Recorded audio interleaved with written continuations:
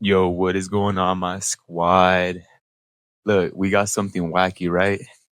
And I was doing I was watching some videos last night, and all right, don't judge me, guys.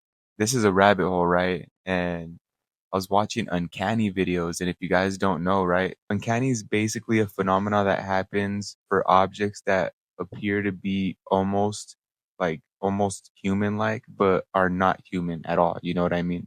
Mannequins or robots that have human features or what have you. So I was doing a little deep dive on this and I stumbled across another video, right? And I'm gonna play a little bit of the segments of the videos right here in a little bit, but so long story short, it was Uncanny Valley, right? But it was Uncanny Valley for cats. And don't get me wrong, other animals, maybe they experience this, when they look into the mirror and, they're seeing themselves, but they don't understand that it's a reflection, right? I don't really think that would be uncanny though, because it's still them as their, dog features or, pet features or whatever the case is. You can put, a fake pillow that looks like a dog next to a dog and he might trip out if he thinks it's real for a territory or something like that, or shit, maybe he does think it's fake.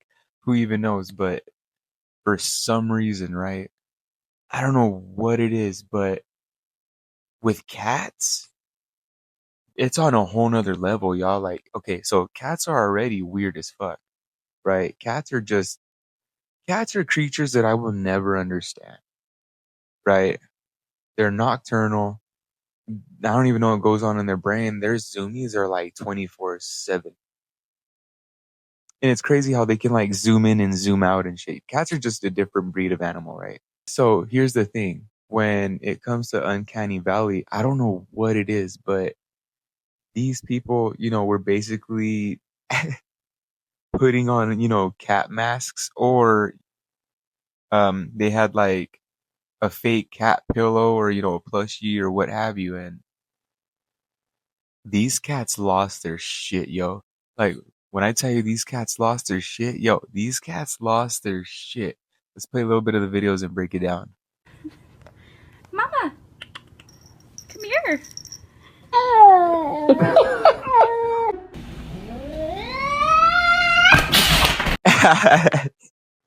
See, look, I don't know what it is, right? But yo, cats get pissed the fuck off when they have like little plushies of themselves next to them.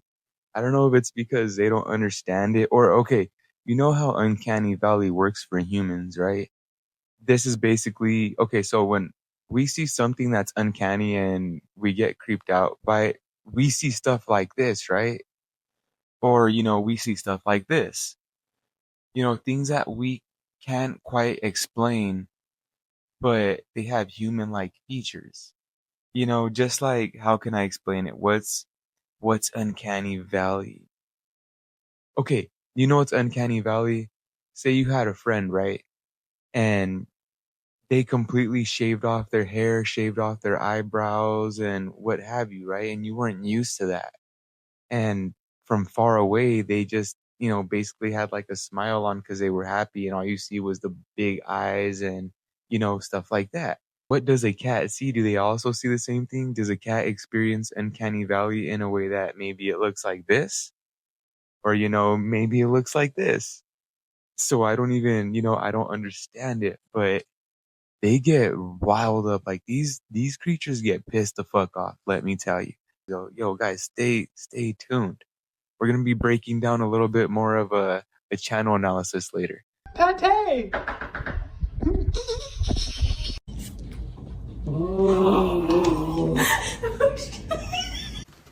Okay, so watching a little bit more into this, I kind of realized, right? These cats are getting freaked out because their owner or their owner's friend or what have you is putting on a mask. And walking on all fours and the cat's just looking at it like what the fuck, right?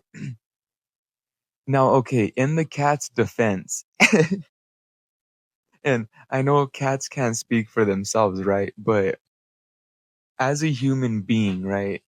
And there's creatures like this. They're called cryptids or whatever. So to be fair, if I saw a mythological creature, not a minotaur, but that dang creature that's basically half man, half horse, right? That would be uncanny as fuck. So to be fair for the cat, if all they're seeing is the cat face, and it's an irregular cat face, and not only that, they're seeing the creature on all fours, but it has human hands and human legs. If I was the cat, I would be pretty fucking tripped out too, right? That's like the worst acid trip in real life. That's crazy work.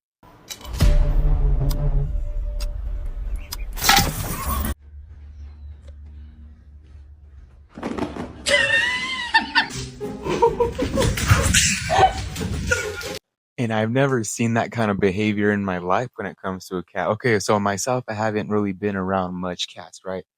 I'm not really a cat person. It's not in my preference. I love, look at that. Look at that squishy little face over there. That's a Draco. But in my defense, right, every time like I have ever seen a cat spooked out or, get startled in any kind of way, they get like really defensive or, like their hairs will stand up and they'll, they don't back down. They really don't back down, let me tell you. But these motherfuckers are booking it. These cats are just booking it, booking it.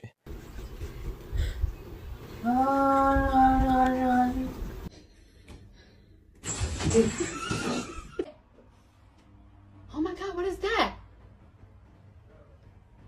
Oh my god!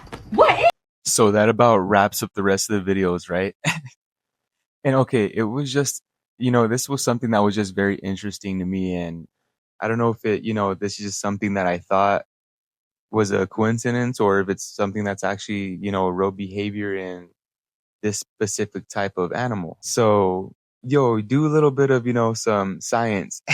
Get a little plushy pillow next to your animal and, see their reactions. And, you know, I can do that all day with Draco. I can put a dog plushie next to him and he's probably going to lay on it or, do something like, so, okay, sometimes me and my wife, right, we catch Draco in our son's room and he's like, cuddled in with the blankets and the plushies. So I don't think that's something that really trips him out. And all the dogs I've ever had in my life, I've had plushies and shit like that, growing up and what have you. And all the animals never freaked out like that.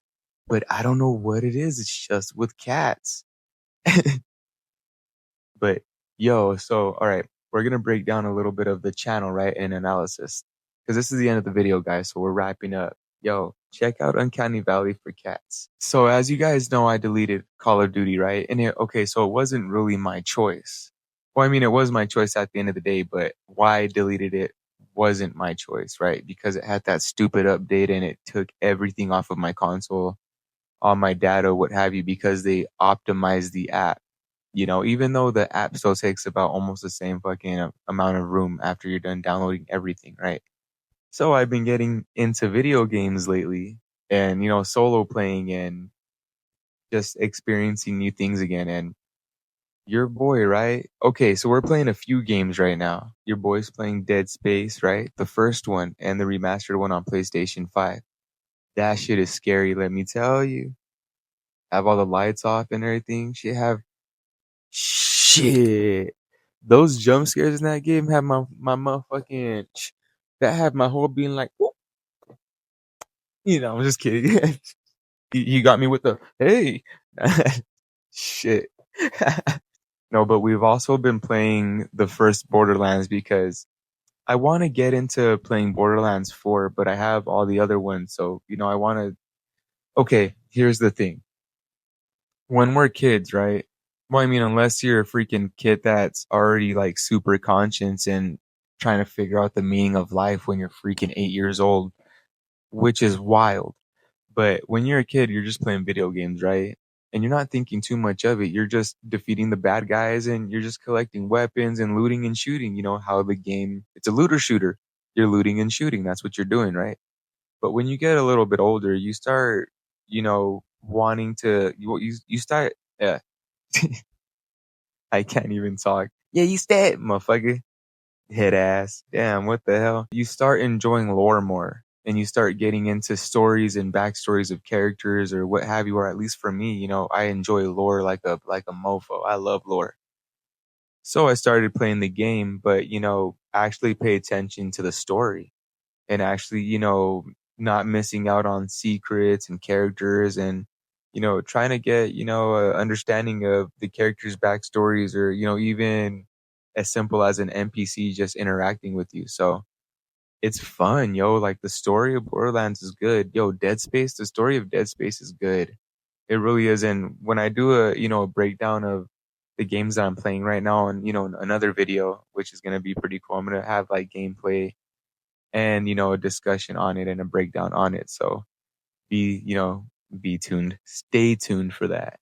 Yeah, your boy can't talk. I was just excited about this Uncanny Valley for cats, and I just had to, get on the camera and be like, yo. But yeah, Tento's family guys.